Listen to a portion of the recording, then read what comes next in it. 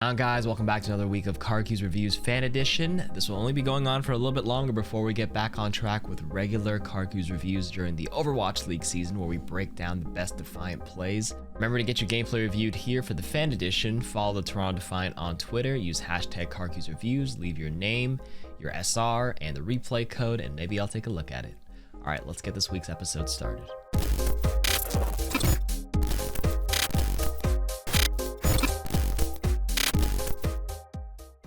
Today we got some gameplay submitted by Steve99, playing some damage, some DPS in the bronze SR range, around 1200 SR. Let's see if we can help Steve improve and help him get the tools and build the tools necessary to climb a couple hundred SR and get silver pretty soon, hopefully next season. All right, you see an Orisa up close. Let's see what you do here on Echo first. Alright, so off the gate, I'm not a fan of you blindly just flying into the air like this and peeking them wide. That's just a recipe for disaster as you climb up. Obviously, they didn't punish you when you did that, but it's okay to make mistakes like this because being punished is what's necessary to help you learn. So that's where your brain goes, okay, so maybe I can't do that. The fact that you probably don't get punished for this often probably puts you into that bad habit where you do like the blind peek like that. But I'm here to tell you, stop that. And that'll probably help you improve immediately, because the risk for doing that is too great. One thing you can do at the beginning of the Havana game is to come up the stairs and then peek out this window. And then you as a DPS player, it's really important to see, like, you know, how you want to approach your hero. Can you fly up blindly into their LOS? Like if I walked out here as an Echo early in the game, I see a Bastion set up. Bastion's a hit scan. They have a Zenyatta. They could probably, you know, discord you and melt you down from that distance. So that's where you have to, you know, make decisions based on the context and variables of what you see. So in this instance, yes, Echo doesn't have any fall off damage, so these tri-beams are, you know, pretty decent in whittling down the shield in that regard. Obviously the spread of them starts to widen through the distance, but it's not wide enough where it can't hit the shield. So you can pressure the shield from here, but you need, as an Echo here, she excels at getting on these cheeky off angles, but not completely on the flank. You can completely flank if you have a Mercy pocket, but it looks like you're running a Moira Baptiste, so you're already going to have a hard time playing on your own. So I can understand why you're on the cart here and just pressuring the shield. But if you can somehow make your way close enough to get on an angle to drop a load of sticky bombs onto somebody and beam them down, potentially for a kill, that would be the most ideal. One option is to slowly make your way across using the payload as cover, use that Rhine as cover, come all the way out here. Hopefully they don't keep tabs on you, and you wait. You play the patience game and allow the cart to push a little bit. Your comp is Zarya and Reinhardt. These guys are going to do absolutely nothing from this range into a Bastion, right? What can Zarya? Can't laser. She can't reliably secondary fire here all the way in this distance. Yeah, she can maybe shoot the shield a little bit. Reinhardt seriously can't do anything, right? He's completely limited by range here. So your best bet is to allow these guys to slow push the cart while you cross over and wait. Wait until they make a mistake. Wait until a shield comes out. Right now, both their tanks fell down, so the enemy's already made mistakes into their Bastion setup. And this would probably be a time where, you know, you could jiggle peek and maybe hopefully they don't notice and you can see, oh wait, they don't have their shields down. Or maybe your team communicates it to you, and then you can initiate with a couple sticky bombs, throw a beam, see if you can get back out. The other option would probably be to come over here, hug wide. Same idea, same concept. Since they're all bunkered up there, they might not notice you coming up here and hitting them like this, flying right behind them, doing a lot of damage, making them turn around and giving your team some space to operate with. All right. At this range too, you can't really use your focusing beam, which is a big part of Echo's strength. And these guys are just standing still. So like I said, the enemy already made mistakes by, you know, dropping their shield. All right, they get the resurrection, so now would be another good time to make your way to the right. And you can see how you just got, you played out in the open like this. Like this area is just death for this composition. Limited by range, like I said. You want to use as much cover as you can to close the gap to get into your effective range. And Echo's effective range is definitely the part where she can get into her focusing beam range. Yeah, so you're shooting from a distance like this. Like, if you're just gonna spam shields like this and not play an Echo's effective range, you might as well play something like a Hanzo, something like a sniper, right? You don't really have the supports to pocket you. You have no Zenyatta to orb you, no Brigitte to health pack you at range, or the Mercy pocket. So in all honesty, I'd probably switch at this point or do what I suggested earlier and really got to find a way to, you know, take those cheeky off angles. That's about all you can do. You see, they're just dominating this entire space. What can you do here? This entire area is owned by them with the Bastion setup, so that's the thing about, you know, playing Bastion in the bronze elo or the metal ranks, the bronze, silver, gold. A lot of teams don't really make adjustments. Taking down a Bastion is a team effort. So it looks like you're actually making an adjustment on this life. Exactly what I mentioned earlier. It looks like you're like, okay, I can't play main, which is good recognition. You're adapting. Now, how do you go about this? Now you're patiently waiting for your team.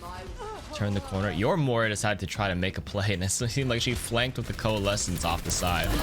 Oh, it's good. So look at that off angle. Do you see that strength? Where you're able to come all the way around here, and you actually make a huge play for you. You might as well clone him. Live. Clone him. Very nice. Good melee while he's... Okay, now you're gonna throw your shield up before you pop your ultimate. Oh, hopefully you don't lose it. Ah. Okay, so right there, actually, you saw the strength of you just taking an off angle once you realized, you know, things weren't working. So that was good recognition. Sorry, let's rewind it here. This is a great flank. Side off angle here. You got some resources. You got bubbled, killed her. You're at 35 health here. You were very lucky this Sigma didn't kill you. So you have to kind of work on the awareness and recognize, hey, I'm low health. If your eyes don't have time to like move down to the bottom left and check your HP, your UI tells you that you're low health, right? Do you see this little blood on the corner of your screen here? Like right here, right here, right here. Now that should tell you I'm gonna die to the next orb from Sigma. So you were like 2 seconds late and reacting to clone him to keep yourself alive, but get it off anyways. With Rock here pressuring him, he's using his kinetic grasp, so all you can do is melee, which is fine. Get a huge primary fire here to build your kinetic, gravitic flux, and then this should be an indicator to go and, you know, continue the pressure. You killed their Orisa and their Mercy. You know these guys are vulnerable. You want to get the Sig ult out here. This is where you push your shield out right in front of them like this first, and then pop your ultimate. You click them with your gravitic flux, and then you hide out of line of sight, just in case the Bastion blasts through the shield. Shield, gravitic flux, hide underneath a payload, or fly across here. Anywhere you can get some cover to make sure that ultimate finishes in your Echo clone. But unfortunately, you had no shield, and this Bastion was able to shoot you down, and their Hanzo was able to shoot you as well and destroy your Echo clone. And now their Sigma gets to counter flux. And if this goes... and now the fight is lost, unfortunately, because it's very tough to break the Bastion. You did well at the beginning, but in order to sometimes carry, right, you're the only factor in every single game. You got to figure out a way to always have the highest impact on your team to truly climb, right? All right, so it looks like you're making a switch to a Reaper now because the Echo isn't working anymore. So it's a good...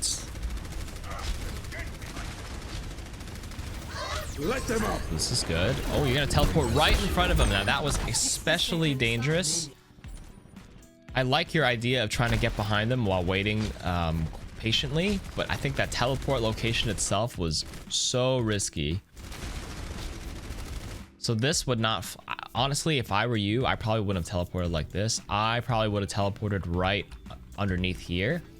This is probably a much safer position to get into, and you can eliminate the Orisa right away, which removes this threat. If you TP'd behind here, you get over here, and then you'd probably be able to kill the Mercy, because the Mercy decided to go help the Orisa too. So at least, I mean, they eventually do get the Mercy too, and you do teleport up top and get the Bastion, but I still think the higher percentage play and the safer play would have been to go down there instead of just teleporting straight into the Bastion's face. We're just very lucky he didn't respond to you. Got away with one right there. Alright, and this is after the Reaper buff, so this is actually not a bad choice. So at this point, I'd actually try to teleport behind him. I'd actually go to the high ground first, but hey, you made it through. Don't ignore the Zenyatta. Okay, you totally see the Zen.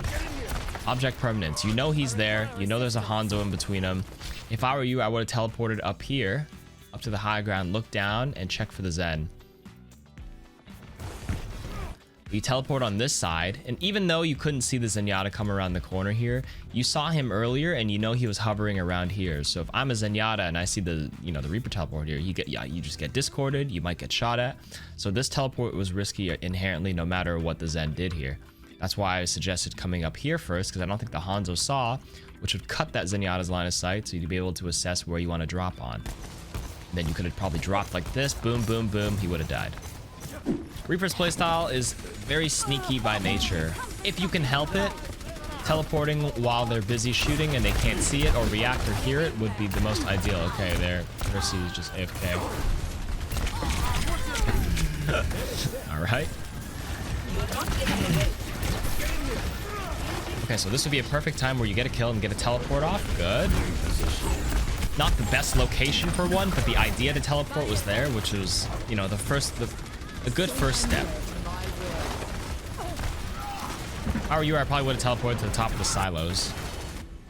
Or water tower, whatever you call it here. What is it called? I don't even know. Okay, so we rewatch this here. Obviously, the Mercy was AFK for a little bit. Kill the Mercy first. You look on the kill feed, you have 2 kills. You want to keep the pressure up. You see both tanks on the ground. You know their composition, which means there's almost no chance they're actually up here. So if I were you in this case, and you see both tanks on the ground, you already got 2, I would have done this. I would have taken a step back, try to teleport up here.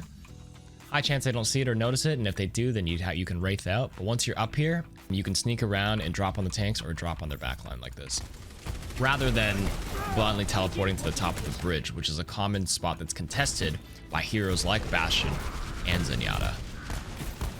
Regardless, you still kill the Bastion. I think you still would have killed the Bastion if you teleported top of the silos, but it would have been a safer route. Okay, cheeky teleport behind them too when they're not ready. One thing you can do as Reaper as you're teleporting is already turn your crosshairs before you go. So when you land there, you're not facing a wall or anything. Right, that's a pretty big Reaper tip. As you're teleporting like this, turn your crosshair so when you arrive, you see how as soon as you arrived, you actually were looking this way because you turned the wrong way. So as you teleport as Reaper, turn your crosshair in the direction you want to be facing. So as you were teleporting here, you should have been looking to the right. So by the time your teleport activates, you're already looking at them because this wastes like 1 second, right? You teleport and you get to snap and be like, oh, wait, where am I? Where am I looking? Oh, now I turn around. You know, every second, a millisecond matters in the middle of a team fight. We do what we can to optimize it. I probably wouldn't just be standing still. If you know that Zenyatta has a Transcendence going, he's going to be invincible for a little bit longer. Try to look around, give yourself more info, find another target to keep shooting, because you couldn't do any damage to him. You're at 99% to your ultimate, right? Little things matter and little things add up. If you just ignore the Zen for a second and turned around and maybe shot somebody else, you'd already have your Death Blossom. And then wasting time there, chasing him afterwards, got you caught in the Gravitic Flux. You're probably going to Wraith out here, though. Good. But you should be okay to win the rest of this. They're probably not going to be able to kill you, but lots of unoptimized plays that definitely need some cleaning up. Unless you can find a cheeky angle that they absolutely cannot notice. Oh, you're going in for the Death Blossom. Okay, that works here, and that's fine because you recognize it doesn't go punished here. But I'm just warning you, there's a high chance that won't work as you climb. So as long as you're aware of that, it's cool. You did it because you knew you wouldn't get punished, and you knew, hey, they don't have any stuns per se. Only the Sigma Rock will cancel this this teleport in their face kind of Death Blossom. As you climb as Reaper, you'll notice you have to get a lot sneakier and smarter with these. Just teleporting like this. Yes, the tanks may not notice, but you know, people in the backline could definitely be like, Reaper's teleporting. You know, when the communication gets better as you climb, they're like, hey, Reaper's teleporting. This Sigma could turn around and use his kinetic grasp and suck all the damage in his face, and these guys can drop down, and then you know your ultimate gets no value. Once teams learn how to adapt to that, but hey, as long as you're aware, that's all I'm trying to say. So good play there. Let's fast forward back as you push the rest of this.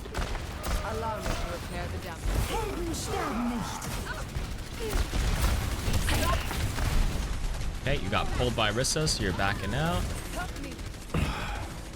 You might not have needed to like back all the way to your team. You're already in a very deep position, a very strong position here with the space controlled like this. You could probably stay here for a bit longer despite your Zarya dying.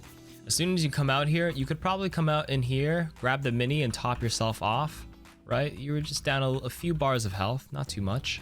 Just enough for you to come out here, grab the mini and wait. There's a very high chance these tanks don't go and fish you out. Orissas and Sigmas tend to play at main unless they specifically saw you go in, which they can't see through the wall. You could have probably just went in here and hid for a little while and waited for the opportunity. Again, Reaper is a hero that's very much like an opportunist. He's sort of a flanker, but can also play with the team. It's a couple of different play styles, but at the end of the day, he's an opportunist. You can take advantage of poor positioning. Whoa, whoa!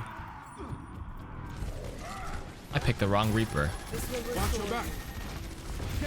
I was watching the wrong Reaper. Oh, thank God, I thought you did that. But it's okay, it was only Winterlust. All right, now, as we watched this, you know, you regathered with your team. You see they have a Pharah, which is your weakness, but you have a Coalescence going from your Moira, sorry. And you heard your Junkrat about to pop his tower on your team. So this is where you know the enemy team is going to start scrambling. They're going to be worried about the Coalescence. They're going to be worried about the Rip Tire that your Junkrat is sending out because they heard the voice line. Where is your Junkrat, by the way? All right, he's sending it out here. This is where you, as a Reaper, would think, opportunist. This is a great opportunity to try to teleport behind them. You know their minds are going to be preoccupied with what's in front of them, which was this, Coalescence, and the Tire. The last thing they can probably respond to and deal with is a cheeky teleport. So based on where we're seeing it here, you can teleport over their heads, right here, up on the high ground. Nobody's contesting this. And then dropped on them here. At the end of it all, assessing where you are, honestly, teleporting to the high ground here would have been the best choice. Okay, there's Sigma also just fell off the map. Alright, 1-2. Just barreling through main. Just be careful of the damage they're outputting. Good, they're on point. Should be some easy kills here, or easy cleanup. You guys got a bunch to start. The Reaper's getting out.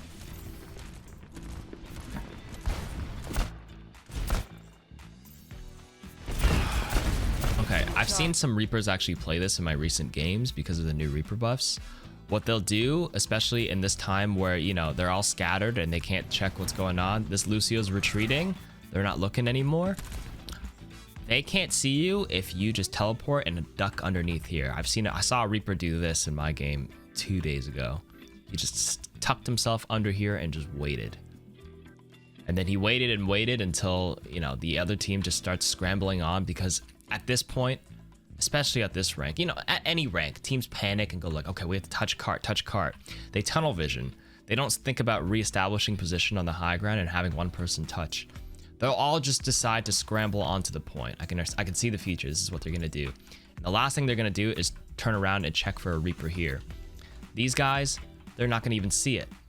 They're gonna jump out. They're gonna jump to point, and by the time they're already here, the payload will be here, and the last thing they'll do is look here. But let's see it. If I were here as a Reaper, look at that. Look at that. 2 people would walk. You'd just be shooting right here. Boom, boom. I don't even think that Mercy would have responded. She just dropped in front of your face. Boom, boom, boom, boom, boom, boom. You know what? Let's watch it from that Zarya's perspective. Would that Zarya have seen you when she came out? Look at where she was looking. She would have to seen you right there if you were just crouched under there, but she would have probably tunneled and not looked there, or not have responded. The Lucio totally didn't see you when Lucio came back out. It's just another position to think about. I mean, I guess the Lucio would have seen you here, to be fair. But, you know, this is just one suggestion. You could also duck yourself under here. But for the most part, teams tend to come out of this door. I don't know why. I do it too. Sometimes I think about coming out the left side, depending on the hero. But most enemies come out this side, which is why I suggested here. But you could totally get away with doing it here. Or you can even hide right here in this little crevice too. This accomplishes the same thing. All right, without dragging this too long, that was a good review, Steve. At the end of the day, DPSing and playing damage heroes is all about assessing the variables and adapting to what they had. So you saw earlier on the Echo, you needed to adjust, get on a good angle, and play in her effective range, which is her beam, which you eventually did, of course, when you went on the side here and killed the Orisa and made a huge play, impactful play for your team. But that's the bottom line. making adjustments and adapting on the fly, seeing what they have and seeing what you can do. So you recognize, or you saw early on, that you were very ineffective playing main based on what they were running. And then when you switch to the Reaper, you know, you did a much better job making plays for your team, getting on, you know, the ideas to teleport were there. I just didn't like some of the teleport locations. There was once where you teleported in front of the Bastion on first point, teleporting straight up into the high ground here, into the Bastion's face again on the second, but a lot of these things you got away with. And then on the third point, there are definitely opportunities that were just missed, where you could have taken advantage of, where you could have gotten behind them, teleported aggressively. You know, again, it's reading the situation, reading that your team was using 2 ultimates. You know they can't respond to you. And then as a Reaper, he's an opportunist looking for those angles in the corner. Like I said right at the end, you know, that could have really excelled, and you would have easily popped off and really gotten that third point, you know, more comfortably. That's it for this week. Be sure to subscribe up here and watch the other episodes of the series down here.